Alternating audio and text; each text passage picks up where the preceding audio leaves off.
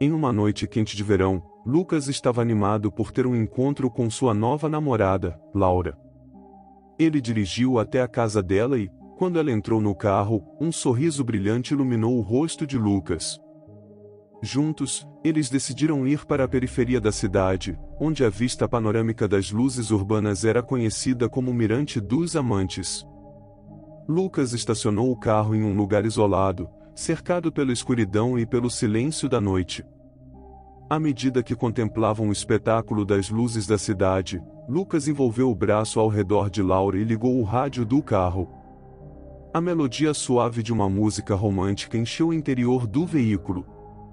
Eles se inclinaram um para o outro, perdendo-se em beijos e abraços, deixando a paixão entre eles crescer. No entanto, no auge do momento, a música parou abruptamente, dando lugar à voz séria de um locutor de notícias que ecoou pelo carro. Esta é uma transmissão de emergência. Hoje à noite, um assassino perigoso conseguiu escapar do asilo psiquiátrico estadual. A polícia está emitindo um alerta para que todos os cidadãos fiquem em alerta, pois o fugitivo é considerado armado e extremamente perigoso. Esse assassino é conhecido como Homem-Gancho devido a um terrível acidente que lhe custou a mão direita e a substituiu por um gancho de aço. Todos na área são instados a ficar atentos a qualquer pessoa que se encaixe nessa descrição. Se você avistar algo suspeito, entre em contato com a polícia imediatamente. A menina, Laura, ficou apavorada e pediu a Lucas que a levasse para casa. Ela estava consciente de que o manicômio estadual não ficava muito longe do Mirante dos Amantes. Além disso, a área remota onde estavam estacionados parecia ser o lugar perfeito para um lunático se esconder. Lucas, sentindo-se corajoso, tentou acalmar sua namorada, assegurando-lhe que estavam completamente seguros. Ele trancou todas as portas do carro e tentou beijá-la novamente na tentativa de dissipar seu medo. No entanto, Laura estava desesperada e o empurrou, insistindo que saíssem imediatamente. Com muita frustração, Lucas engatou a marcha do carro e girou as rodas, deixando para trás o Mirante dos Amantes. No caminho de volta para a cidade, gradualmente, ambos começaram a se acalmar, mas Laura ainda segurava firmemente o namorado. Quando pararam em frente à casa de Laura, Lucas saiu do carro e deu a volta para abrir a porta para a namorada. Durante muito tempo, ele permaneceu parado ali, fixando seus olhos na porta. No começo, Laura não conseguia entender o que estava acontecendo, e então, uma terrível percepção tomou conta dela. Sua porta ainda estava trancada. Ela sorriu, pensando que talvez tenha esquecido de destrancá-la. No entanto, mesmo após destravar a porta, Lucas continuou imóvel. Laura, intrigada com o comportamento estranho do namorado, abaixou a janela do carro para questioná-lo. Foi então que ela viu que havia deixado Lucas paralisado em choque. Lentamente, seus olhos seguiram o olhar de Lucas para a maçaneta da porta. E ali, pendurado na maçaneta, havia um gancho de aço inoxidável, macabramente ensanguentado. O sangue escorria, formando uma trilha repugnante que pingava silenciosamente no chão. Pedaços de carne, visíveis no gancho, estavam grudados na porta do carro, como uma visão direta do pesadelo mais sombrio. O horror tomou conta de Laura. Um grito estridente de terror rasgou o ar, ecoando pela noite, enquanto sua mente mal conseguia processar a visão grotesca diante dela. O medo a dominou, e ela desmaiou no carro no momento em que percebeu que o pesadelo havia se tornado realidade, e o Homem-Gancho estava mais perto do que jamais poderiam imaginar. Os dias que se passaram após o incidente no Mirante dos Amantes foram difíceis para Laura. Ela estava em estado de choque, atormentada pelas imagens horríveis que testemunhou naquela noite fatídica. Ela não queria mais frequentar o colégio, evitava sair de casa a todo custo e resistia a qualquer tentativa de Lucas para ajudá-la a superar o trauma. Lucas insistia que o pesadelo havia ficado para trás e que eles deveriam seguir em frente. Ele argumentava que, na escuridão da noite, o possível agressor não poderia ter visto nada que levasse até eles. No entanto, Laura permanecia encurralada por seu medo e paranoia, convencida de que ele poderia ter anotado a placa do carro e saber onde eles moravam. Com o tempo, a relação de Laura e Lucas começou a desgastar-se devido às tensões crescentes e à falta de compreensão mútua. Lucas, cansado da situação, afastou-se, deixando Laura sozinha com seus traumas. Dias se transformaram em semanas, até que um dia, algo dentro de Laura pareceu despertar. Seus pais, preocupados com o estado emocional da filha, incentivaram-na a retomar sua vida. Foi quando um casal, amigos da família, pediu a Laura para cuidar de suas 3 filhas enquanto saíam para uma noite especial, com a promessa de que retornariam apenas pela manhã. Os pais de Laura a encorajaram a aceitar o convite, vendo nisso uma oportunidade para que ela pudesse recuperar um pouco da normalidade em sua vida. Laura aceitou a tarefa de babá das 3 crianças. Era um passo hesitante, mas talvez, no meio da escuridão, ela pudesse começar a redescobrir a luz que havia perdido em sua vida. Laura chegou à casa do casal e recebeu as instruções de cuidados para as 3 adoráveis meninas. Ela estava determinada a garantir que tudo ocorresse conforme planejado e que as crianças estivessem bem. Laura brincou com as meninas, compartilhando risadas e momentos de alegria. Às 9 horas, como instruído pelo casal, ela serviu o jantar para as crianças, e com paciência e carinho, levou cada uma delas para seus respectivos quartos. As 2 menores foram acomodadas no quarto que compartilhavam, enquanto a mais velha dormia sozinha em um quarto um pouco mais afastado. Com as crianças finalmente dormindo, Laura desceu as escadas e se acomodou no sofá com um livro. Enquanto as palavras fluíam pelas páginas, sua mente vagou para os pensamentos sobre Lucas. Ela se perguntava se deveria tentar reatar o relacionamento ou se era hora de seguir em frente e se concentrar em sua própria cura. O silêncio da casa e o ato de cuidar das crianças proporcionaram um espaço para a reflexão. Era meia-noite quando Laura estava sentada na sala, assistindo à televisão. Ela estava completamente envolta na sensação de conforto, com a iluminação suave da TV lançando uma luz hipnotizante sobre o ambiente. De repente, o telefone ao lado dela tocou, rompendo a tranquilidade da noite. Com o coração batendo descompassadamente, Laura atendeu, mas, para sua surpresa e horror, do outro lado da linha, tudo o que ouviu foi uma respiração pesada, ofegante, como se viesse de alguém à beira da loucura.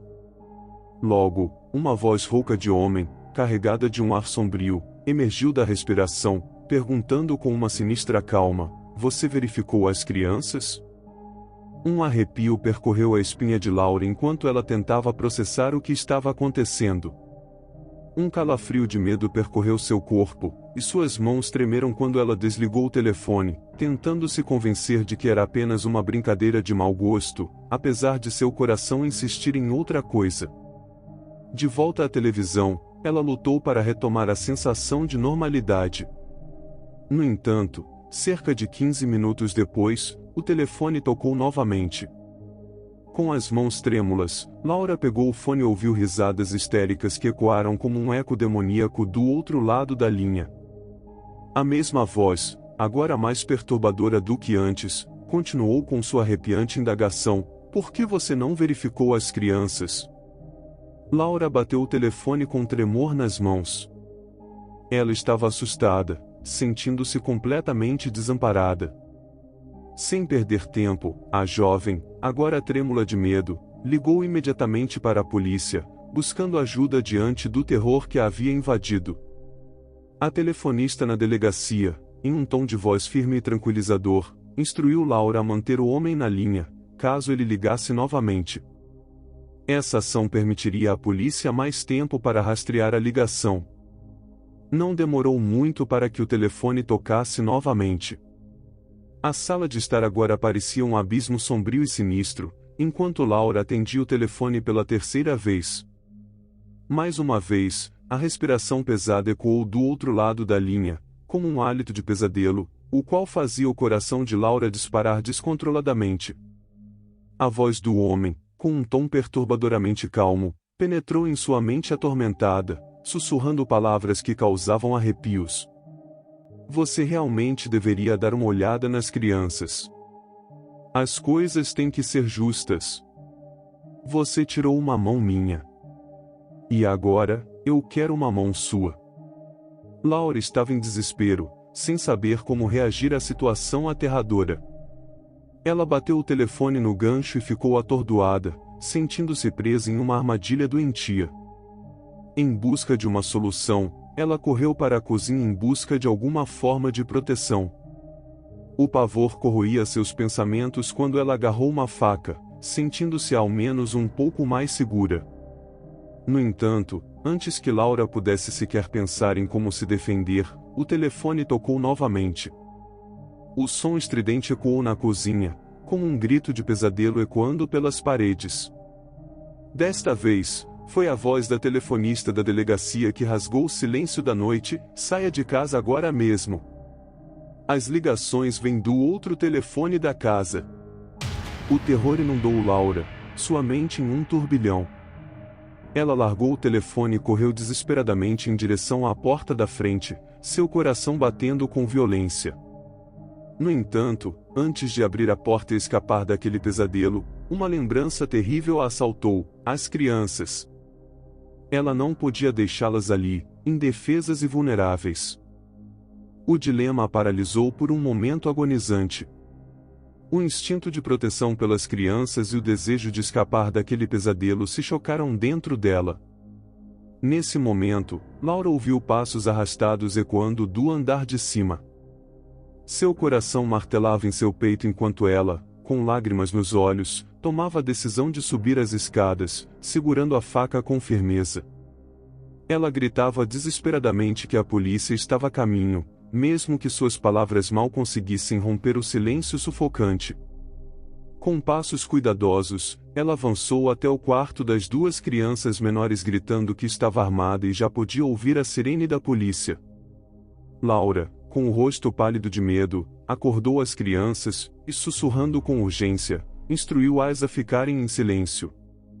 O rosto aterrorizado das crianças, combinado com o choro ansioso quando viram Laura com uma faca e nervosa, criava um quadro de terror que abalava Laura até o âmago. Ela pegou as crianças pela mão e guiou-as lentamente, uma atrás da outra, em direção ao quarto da criança mais velha. Quando Laura abriu a porta lentamente, deparou-se com uma visão aterradora. No quarto, havia algo que parecia ser um corpo, coberto por um lençol branco que estava manchado de sangue. O silêncio da cena e a obscuridade da noite tornavam a visão ainda mais apavorante. Laura não sabia quem ou o que estava escondido sob aquele lençol, mas o medo que a dominava aumentou ainda mais. Seu olhar, então, foi atraído para a janela, que estava aberta. Através dela, Laura viu o homem com o gancho na mão, parado lá fora, imerso nas sombras da noite. Os olhos do homem encontraram os dela, e o terror a dominou quando percebeu a ameaça que ele representava. Nesse momento crítico, as sirenes da polícia se tornaram mais próximas, e diante do iminente perigo, os policiais abriram fogo contra o homem com o gancho. Elas estavam carregadas de angústia e terror quando Laura e as duas crianças olharam para o corpo coberto no chão. As crianças começaram a chorar, afirmando que era sua irmã. Laura, com a respiração entrecortada, lentamente se aproximou do corpo e do lençol, que escondia o mistério aterrorizante. De repente, um movimento brusco veio de debaixo da cama, fazendo com que todos saltassem de susto. As crianças soltaram gritos de alívio quando perceberam que a fonte do movimento repentino não representava uma ameaça. Era sua irmã que se escondeu. Mas a pergunta permanecia: o que estaria escondido sob o lençol? Com o coração batendo descontroladamente, Laura reuniu a coragem necessária e puxou o lençol, revelando um cenário de horror indescritível. Diante de seus olhos aterrorizados, estava Lucas, seu ex-namorado, caído no chão, desmaiado e com as duas mãos arrancadas de forma brutal. Um grito de pavor escapou dos lábios de Laura, seu mundo desmoronando diante da visão hedionda.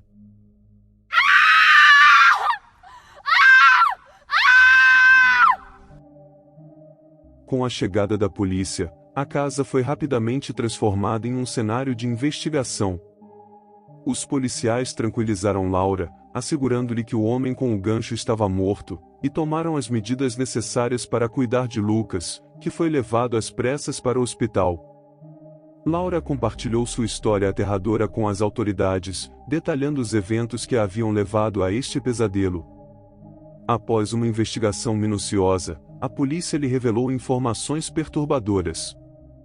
Descobriram que Lucas havia guardado o gancho do homem.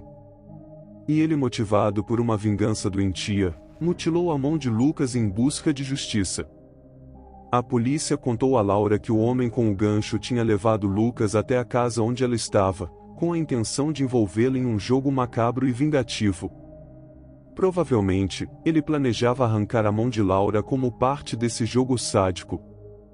No entanto, o tempo acabou sendo curto demais para sua insanidade, e ele optou por arrancar a outra mão de Lucas.